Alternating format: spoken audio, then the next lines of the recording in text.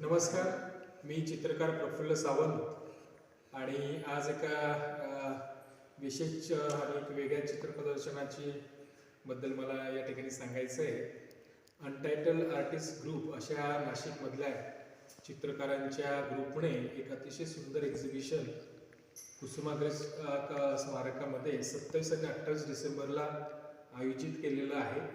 आणि त्या एक्झिबिशनमध्ये राजस्थान, त्याच्यानंतर बंगाल, त्याच्यानंतर भोपाळ, शिवाय परदेशातून कतार, याशिवाय महाराष्ट्रीयन कलावंतांनी एक्झिबिशनसाठी त्या एक्झिबिशन करता पेंटिंग्स पाठवलेली आहेत. आणि नक्कीच हे नाशिककरांसाठी एक खूप छान दृक अशी मेजवानी असेल.